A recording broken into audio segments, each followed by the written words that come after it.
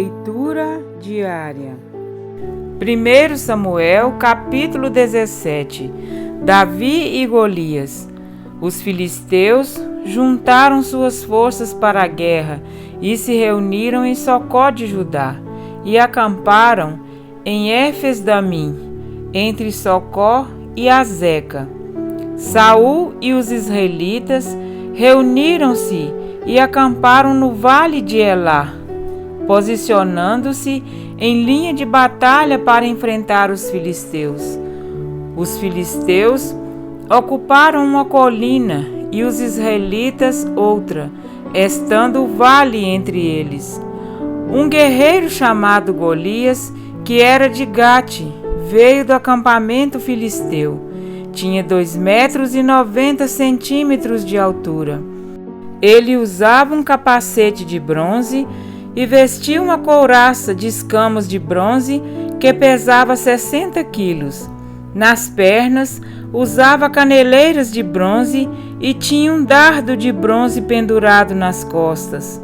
A haste de sua lança era parecida com uma lançadeira de tecelão, e sua ponta de ferro pesava 7,2 quilos. Seu escudeiro ia à frente dele. Golias parou e gritou às tropas de Israel: "Por que vocês estão se posicionando para a batalha? Não sou eu um filisteu e vocês os servos de Saul? Escolham um homem para lutar comigo. Se ele puder lutar e vencer-me, nós seremos seus escravos. Todavia, se eu o vencer e o puser fora de combate, vocês serão nossos escravos e nos servirão." E acrescentou: "Eu desafio hoje as tropas de Israel. Mandem-me um homem para lutar sozinho comigo." Ao ouvirem as palavras do filisteu, Saul e todos os israelitas ficaram atônitos e apavorados. Davi era filho de Jessé, o efrateu de Belém de Judá. Jessé tinha 8 filhos e já era idoso na época de Saul. Os 3 filhos mais velhos de Jessé tinham ido para a guerra com Saul: Eliabe, o mais velho, Abinadab, o segundo, e Samar, o terceiro. Davi era o caçula. Os 3 mais velhos seguiram Saul, mas Davi ia ao acampamento de Saul e voltava para apacentar as ovelhas de seu pai em Belém. Durante 40 dias, o filisteu aproximou-se de manhã e de tarde e tomou posição. Nessa ocasião, Jessé disse a seu filho Davi: "Pegue uma arroba de grãos tostados e 10 pães e leve-os depressa a seus irmãos no acampamento. Leve também estes 10 queijos ao comandante da unidade deles. Veja como estão seus irmãos e traga-me alguma garantia de que estão bem. Eles estão com Saul e com todos os homens de Israel no vale de Elá, lutando contra os filisteus."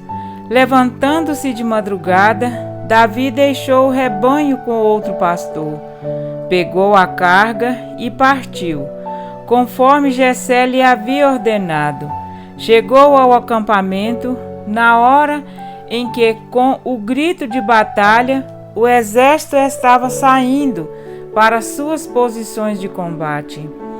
Israel e os filisteus estavam se posicionando em linha de batalha, frente a frente. Davi deixou o que havia trazido com o responsável pelos suprimentos e correu para a linha de batalha para saber como estavam seus irmãos. Enquanto conversava com eles, Golias, o guerreiro filisteu de Gate, avançou e lançou seu desafio habitual, e Davi o ouviu. Quando os israelitas viram o homem, todos fugiram cheios de medo. Os israelitas diziam entre si: "Vocês viram aquele homem? Ele veio desafiar Israel, O rei dará grandes riquezas a quem o vencer.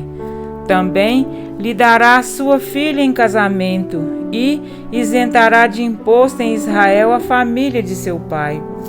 Davi perguntou aos soldados que estavam ao seu lado: o que receberá o homem que matar esse filisteu e salvar a honra de Israel?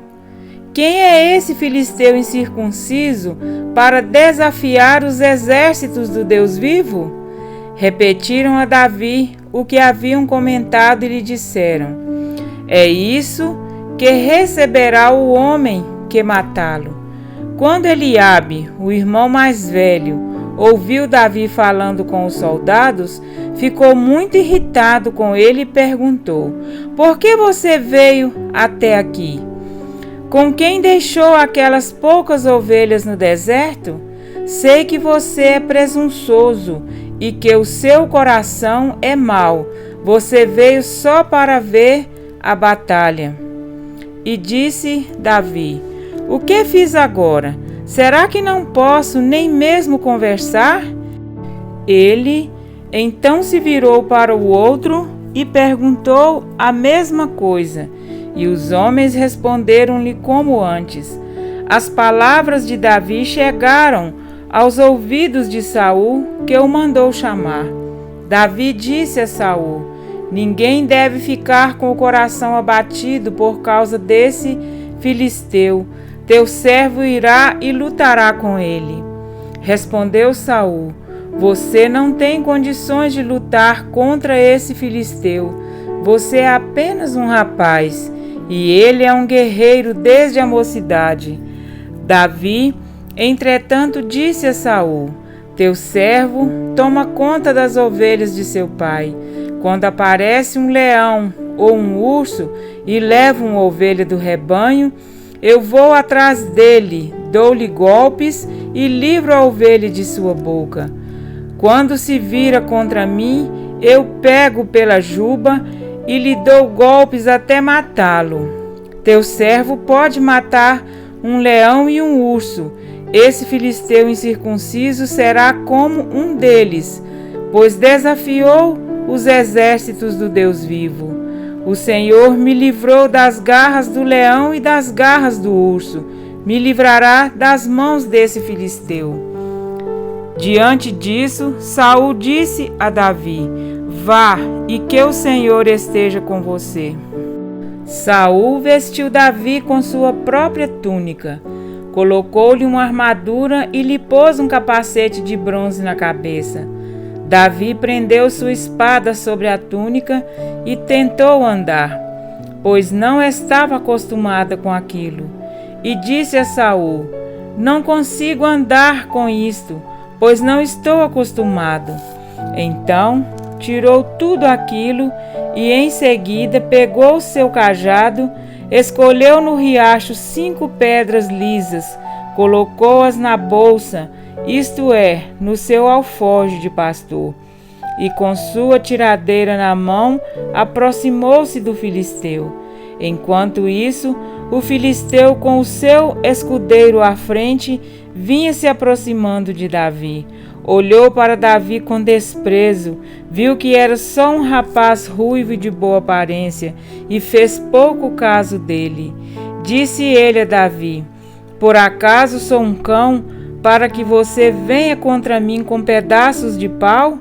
E o filisteu amaldiçoou Davi, invocando seus deuses, e disse: vem aqui, e darei sua carne às aves do céu e os animais do campo. Davi, porém, disse ao filisteu: você vem contra mim com espada, com lança e com dardos, mas eu vou contra você em nome do Senhor dos Exércitos, o Deus dos exércitos de Israel, a quem você desafiou. Hoje mesmo o Senhor entregará nas minhas mãos. Eu o matarei e cortarei a sua cabeça. Hoje mesmo darei os cadáveres do exército filisteu às aves do céu e aos animais selvagens. E toda a terra saberá que há Deus em Israel.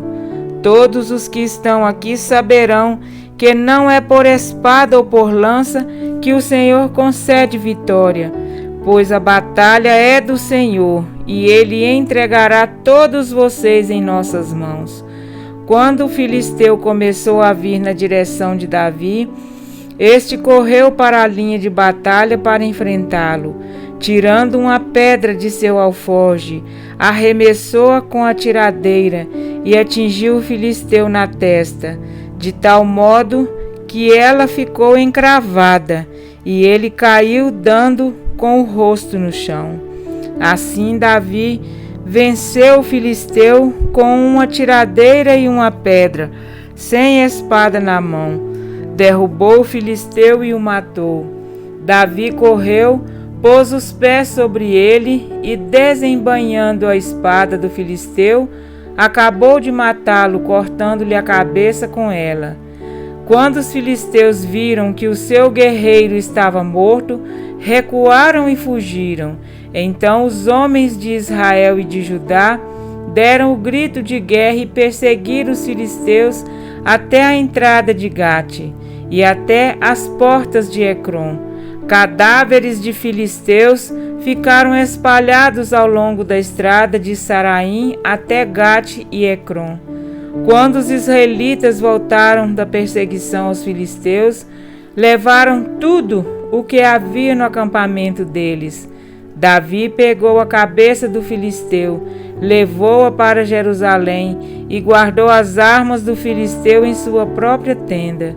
Quando Saul viu Davi avançando para enfrentar o filisteu, perguntou a Abner, o comandante do exército: Abner, quem é o pai daquele rapaz?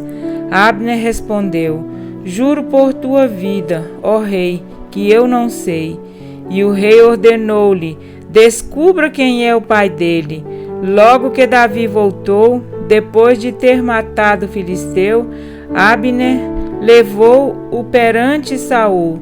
Davi ainda segurava a cabeça de Golias. E Saul lhe perguntou: de quem você é filho, meu jovem? Respondeu Davi: sou filho de teu servo Jessé, de Belém. Amém? Para refletir, Deus planeja equipá-lo plenamente para que você enfrente o inimigo.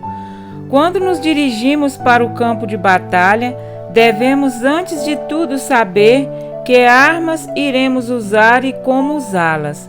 Quando falamos sobre as armas de nossa guerra, não nos referindo a alguma coisa material ou mística, impossível de ser obtida.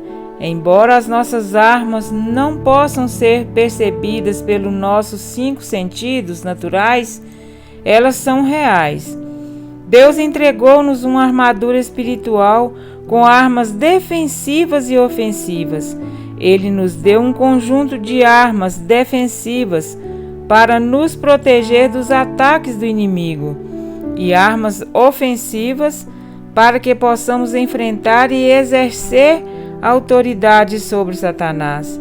Escrevendo aos Efésios, Paulo descreve a armadura de Deus, que eles deveriam usar e que os tornaria invulneráveis aos ataques do inimigo. Os crentes de Éfeso foram instruídos a vestir a armadura fornecida por Deus. Sabemos que estamos combatendo forças invisíveis e que as nossas armas não são carnais. O inimigo também é invisível. E como podemos enfrentar tais batalhas? No plano natural, os ataques do inimigo, dor, enfermidade, contas vencidas, carro quebrado, problema nos relacionamentos, coisas que percebemos com os sentidos naturais, com armas que não conseguimos enxergar? Esse é um problema que muitos cristãos enfrentam. Quando atacados na dimensão natural, utilizam as armas carnais para enfrentar o inimigo, em vez de tomar as armas poderosas e invisíveis que Deus colocou à disposição.